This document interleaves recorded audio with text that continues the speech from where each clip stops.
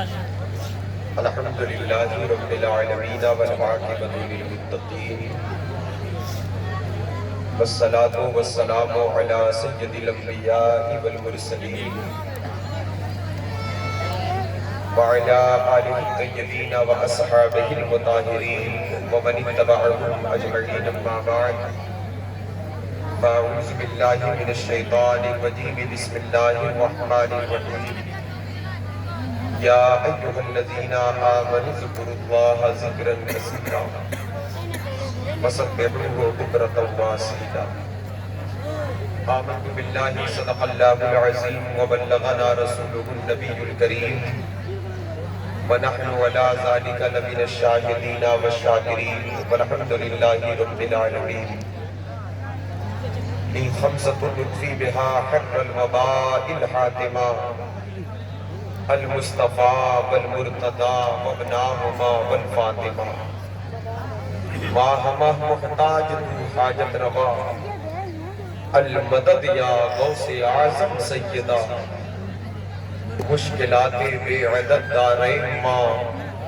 المدد یا غوث اعظم پیر ماں بگرداب بلا افتادہ کشتی ضعیفان و شکستہ رات کشتی بحق خواجہ عثمان ہارونی مدد کن یا معین الدین چشتی قادریم نعرہ یا غوث اعظم میزنم دمز شیخ احمد رضا خان قطب عالم میزنم حضرات محترم معزز ملت اسلامیہ آج کا یہ عظیم شان روح پرور جلسہ پاک عرس مبارک کی یہ نورانی تقریب اور جشن دستار حفظ قرآن جس میں ہم اور آپ شرکت کیے ہوئے ہیں سر شام سے لے کر اب تک محفل پاک کا نورانی روحانی سلسلہ جاری ہے ملک و ملت کے مشاہیر و معارف علماء کرام خطبہ اعظام سے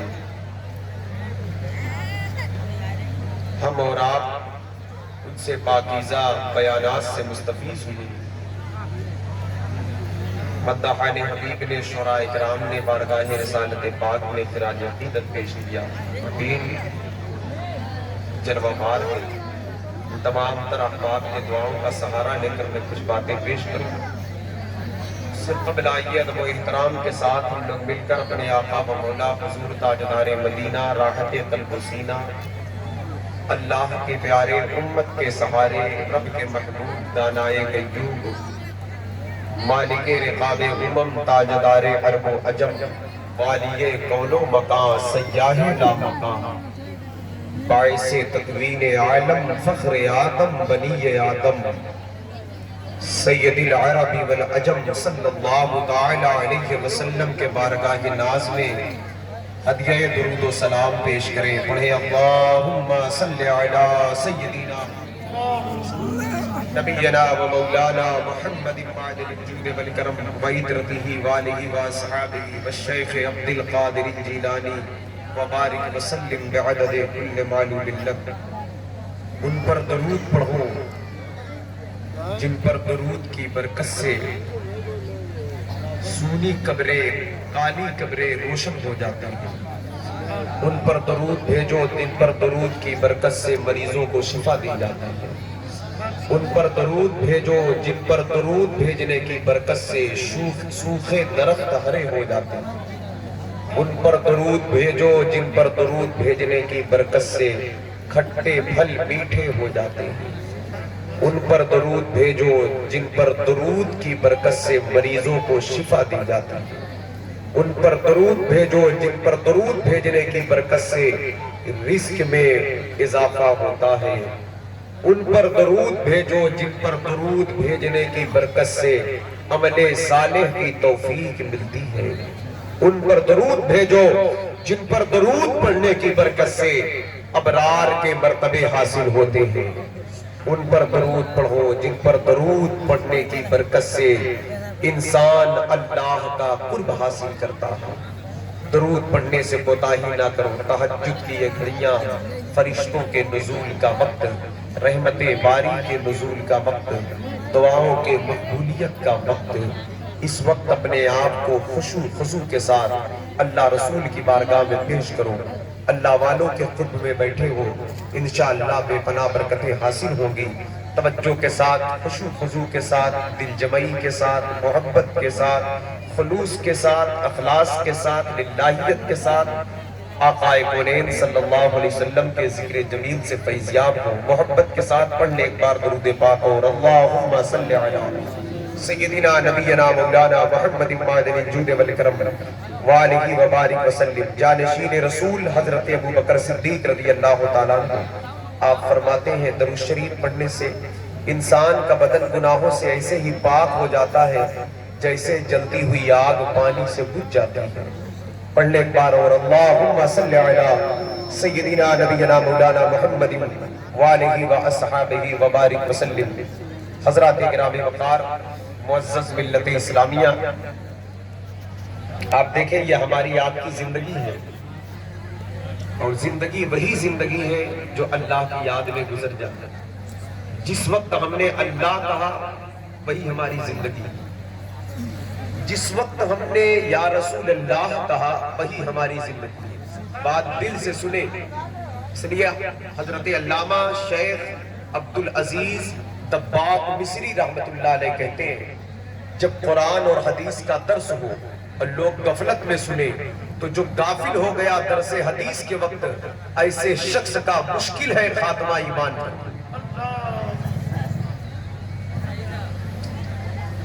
سرکار غوث اعظم بڑے پیر دستگیر رحمت اللہ علیہ آپ فرماتے ہیں، آپ کی کتاب الفتح الربانی، آپ کہتے ہیں واعظ اور نصیحت کی محفل بہت اچھی ہے۔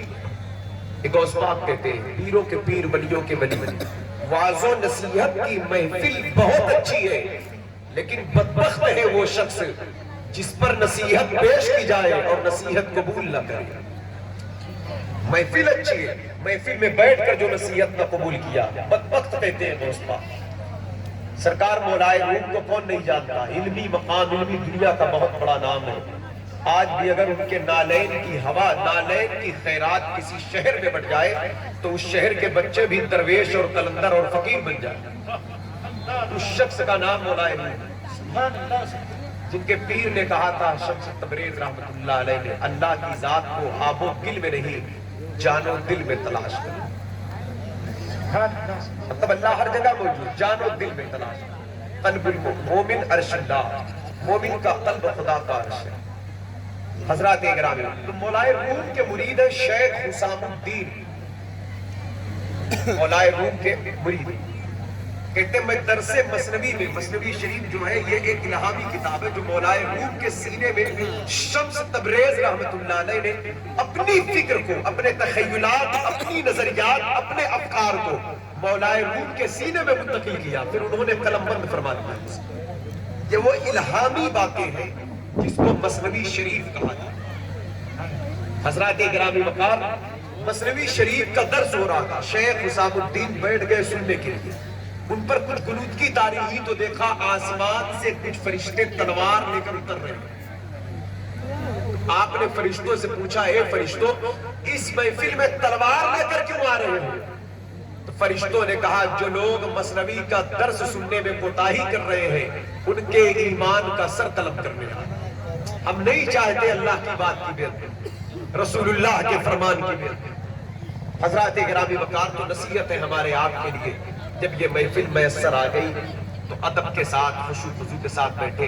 راتیں بہت سی ہوں گی، سو کر بتا دیا جائے گا۔ رات کا وہ لمحہ اللہ ہمیں ہمت دے۔ غوث پاک فرماتے ہیں کہ دو دعائیں ضرور کیا کرو، ایک اللہ سے ہمت مانگا کرو، ایک اللہ سے شکر کی توفیق مانگا کرو، کیونکہ ہمت ہے تبھی تہجد پڑھو گے آپ، ورنہ سستی غفلت میں کاہلی میں چلی جائے۔ ہمت ہے تبھی غریبوں کی خدمت کر سکتے ہو، ہمت ہے تبھی قرآن کی تلاوت کرو گے، ہمت ہے تبھی نماز کی پابندی کرو گے۔ ہمت اگر نہیں، ہم بزدل ہو گئے، کاہل ہو گئے، سست ہو گئے تو پھر فجر کے وقت بستر پہ پڑے ہوں گے، پوری رات سونے میں چلی جائے گی۔ رب کی رحمتیں آواز دیتی ہے کوئی مجھ سے مانگنے والا، اور ہم خواب غفلت کے شکار ہوتے ہیں۔ حضرات گرامی اس لیے غوث پاک کہتے ہیں ہمت مانگا کرو یہ شیر خدا کا حصہ ہے، شکر مانگا کرو یہ بھی میرے دادا علی یہ مرتضیٰ کا حصہ ہے۔ اس لیے ہمت جب علی کے در کی ملے گی تو تم وہ کام کر جاؤ گے جو تمہارے فکر اور سوچ اور گمان میں بھی نہ ہو، اور جب شکر مل جائے تمہیں تو تم بھوکے رہو گے پھر بھی کہو گے مالک تیرا شکر ہے۔ پھر گھر سے جنازہ بھی جا رہا ہوگا تو کہو گے مالک تیرا شکر ہے۔ حضرات گرامی پھر کہتے ہیں غوث پاک ہمت سے نیکیوں میں اضافہ ہوگا اور شکر سے نعمتوں میں اضافہ۔ لئن شکرتم لأزیدنکم، میرے بندوں مجھ سے مانگو میں اور دوں، میرا شکر ادا کرو میں اور دوں۔ لئن شکرتم لأزیدنکم، لہذا میں آپ کی توجہ کا طلبگار ہوں۔ سیدی شیخ صاحب بلال صاحب سمجھانا ہے 1.5 گھنٹے کہا گھبرائے نا، 1.5 گھنٹہ نہیں، جب تک آپ چاہیں گے، جب تک میرا دل چاہے، اور میں بولوں نا آپ سنیں گے، جب تک اللہ چاہے بلوائے۔ یہ جان اسی کے قبضے میں، یہ الگ باتیں ہم بے فکر ہو جاتے ہیں، حقیقت یہ ہم اس کے قبضے میں۔ وسع کرسیہ السماوات والارض، زمین آسمان اس کی کرسی میں سمائے ہوئے ہیں۔ ہم جس زمین پر اترا کر اکڑ کے چلتے ہیں اللہ کے کرسی میں سمائے، وہ جیسا چاہے ویسا کرنا۔ انما امرہ اذا اراد شیئا ان یقول له کن فیکون، کسی بات کا ارادہ کرتا ہے تو اس کو ٹائم نہیں لگتا، سوچ سمجھ سے بات ہے، بس کہتا کن فیکون، وہ کہا کن ہو جا، ہو گیا۔ سمجھ رہے آپ؟ تو زمین پر ڈر کے چلا کرو اللہ سے۔ اگر زمین پر ہم کسی پر ظلم کریں تو ڈرا کرو، وہ خدا دیکھ رہا ہے، جس کو صرف اتنا کہنا کن یعنی مر جا، کن تو حادثے کے شکار ہو سکتے ہیں، کیونکہ وسع کرسیہ السماوات والارض، زمین آسمان اس کی کرسی میں سمائے ہیں۔ زمین آسمان جس کی زمین پر، جس کے آسمان کے نیچے ہم ہیں، لیکن ذرا اس کی شان دیکھو، بڑا اتنا ہے کہ زمین آسمان اس کی کرسی میں سمائے ہیں، شان اس کی یہ ہے کہ مومن کے قلب میں خود سما جاتا ہے۔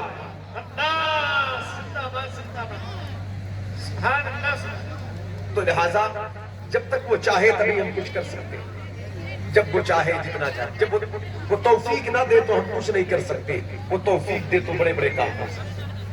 تو پھر میں یہ کیوں کہوں میں 10 منٹ بولوں گا، میں آدھا گھنٹہ بولوں، اللہ کی جو مرضی ہوگی۔ بس اللہ کی بارگاہ میں دعا ہے اللہ تعالیٰ کلمہ حق میری زبان سے جاری کرے اور اس سے ہمارے قلب کو، ہمارے نور کو منور کرے۔ توجہ کا طلبگار میں نے ایک بات اور ذہن نشی کر لیا، غوث اعظم کی کتاب الفتح الربانی کے حوالے سے۔ یہ غوث پاک کی وہ کتاب ہے، علماء جانتے ہیں، میں آپ کو بتاتا ہوں۔ الفتح الربانی غوث پاک کی وہ کتاب ہے جس کو 400 علماء بغداد میں بیٹھ کر غوث پاک کی سپیچ سن کر لکھا کرتے ہیں۔ غوث اعظم کی تقریر کی کتاب ہے، جس تقریر کو سن کر 70 ہزار لوگ محفل میں آتے اور 70 لوگوں کی روحیں پرواز کرتے۔ ہفتے میں 3 خطاب ہوتا غوث پاک کا، سنیچر کے دن ہوتا، دوشنبہ کو ہوتا، بدھ کو ہوتا، ایک روایت ہے جمعہ کو ہوتا، اتوار کو ہوتا، منگل کو۔ 70 ہزار کا مجمع ہوتا، ایک نگاہ اٹھتی تو ملا علی قاری کہتے ہیں 400 سے لے کر 4 ہزار لوگ ایک محفل میں اللہ کے ولی بن جاتے ہیں۔ تفریح الخواطر فی مناقب عبد القادر کے حوالے سے 400 سے لے کر 4000 تک لوگ ایک نگاہ میں اللہ کے ولی بن جاتے ہیں۔ 70 لوگوں کے جنازے اٹھتے، کمال یہ ہوتا غوث پاک جنت کا ذکر کرتے تو جنت دکھائی دیتی، جہنم کا تذکرہ کرتے تو جہنم دکھائی دیتی۔ حضرات گرامی وقت 400 بغداد کے ججت قسم کے علماء، بڑے اکابر علماء قلم دوات لے کر بیٹھا کرتے اور اس بات کو لکھا کرتے۔ جو باتیں لکھی گئی اسی کو الفتح الربانی کہا جاتا ہے۔ سرکار غوث اعظم نے ایک دن اپنے خطاب میں بیان فرمایا، خانقاہ قادری بغداد معلّہ، آپ فرماتے اے لوگوں ایک جسم ہے ایک روح ہے۔ توجہ چاہتا ہے، ایک جسم ہے ایک روح ہے، جسم کی بھی کچھ بیماریاں ہیں، روح کی بھی کچھ بیماریاں ہیں۔ اللہ کوئی بیماری نہیں پیدا کرتا مگر اس کا علاج پہلے جسم کی بیماری ہر دور میں وقت حالات کے اعتبار سے تبدیل ہوتی رہتی ہے۔ موجودہ دور کی جو بیماری جسم کی ہے، شوگر، گردہ، کڈنی کی خرابی، heart attack, blood pressure, cancer, یہ ساری بیماریاں جو مہلک مرض ہیں، جو انسان کی زندگی کا درد بن جاتا ہے۔ غوث پاک کہتے ہیں جسم کی بیماری کا علاج نہ ہو تو زندگی درد میں تبدیل ہو جاتا ہے، لیکن صرف زندگی تک۔ لیکن روح کی جو بیماری ہے، روح کی، تو اس کا بھی علاج ضروری ہے، کیونکہ جسم کی بیماری زندگی میں درد دے گی اور روح کی بیماری قبر میں درد دے گی۔ اس لیے زندگی دنیا کے درد سے بچنے کے لیے جسم کو صحت مند ہونا ضروری ہے، قبر کے عذاب سے بچنے کے لیے روح کو پاکیزہ ہونا۔ تو روح کی بیماری کیا ہے؟ غوث پاک کہتے ہیں جھوٹ یہ روح کا مرض ہے،